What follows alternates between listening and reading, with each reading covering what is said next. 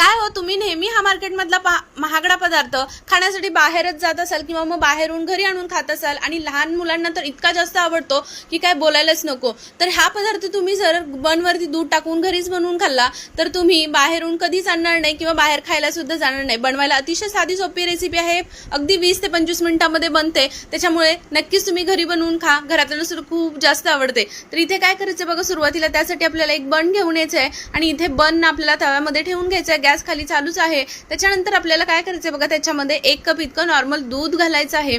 आता हे दूध ना पूर्ण या बनमध्ये व्यवस्थित सोकून घेतलं पाहिजे आणि इथे सगळं काही दूध बननी सोकून घेतलं की त्याच्यानंतर गॅस बंद करून द्यायचा आपल्याला आणि हे सर्व मिश्रण ना पूर्णपणे थंड करायचं आहे, मगच आपल्याला मिक्सरच्या भांड्यात काढायचंय।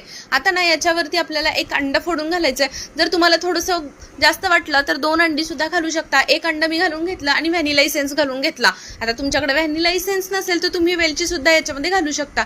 छान असं मिश्रण तयार करून घेतलं, अजिबात दूध पाणी घालायचं नाही, नंतर साईडला ठेवून दिलं। लगेचच पहा त्याच पॅन मध्ये आपण इथे मी साखर घालून घेतलेली आहे। आता मी इथे पाव कप साखर घातलेली आहे आणि आपल्याला कॅरमलाइज करून घ्यायचे। तोपर्यंत मी इथे पहा ग्लासचा एक डब्बा घेतलेला आहे। आता इथे ग्लास म्हणजे काचेचाच घेतलेला आहे, तुम्ही इथे ना स्टीलचा वगैरे सुद्धा वापरू शकता किंवा केक टिन वापरू शकता। आणि ना तूप लावून घेतलं आणि कॅरमल केलेलं जे कॅरमलाइज होतं ते पूर्ण त्याच्यात घालून घेतलं, जे मिश्रण तयार केलेलं ते घालून घेतलं आणि छान असं इथे ना पाणी ठेवून कढईमध्ये स्टँड ठेवून त्याच्यावरती आपल्याला इथे 25 ते 30 मिनिटं छान असं इथे वाफवून घ्यायचे। पाहू शकता वाफवल्यानंतर पूर्णपणे थंड करून घ्यायचं फॅन खाली आणि नंतरच आपल्याला त्याच्याला झाकण लावायचं आहे आणि झाकण लावून आपल्याला फ्रीज मध्ये एक 20 ते 30 मिनिटांसाठी ठेवून द्यायचं आहे। तर पाहू शकता इथे मस्त आपलं हे कस्टर्ड तयार झालेलं आहे। आता हे खाण्यासाठी बऱ्याच वेळा मुलं बाहेरचा हट्ट धरतात किंवा आपण सुद्धा बाहेर जाऊन खातो पहा, आणि बाहेरचं खाण्यापेक्षा अनहेल्दी असतं, त्याच्यापेक्षा हे जर तुम्ही अशा पद्धतीनं घरीच बनवून खाल्लं तर इतकं सोपं आहे बनवायला आणि अतिशय टेस्टी लागतं। नक्की एकदा तुम्ही बनवून पहा।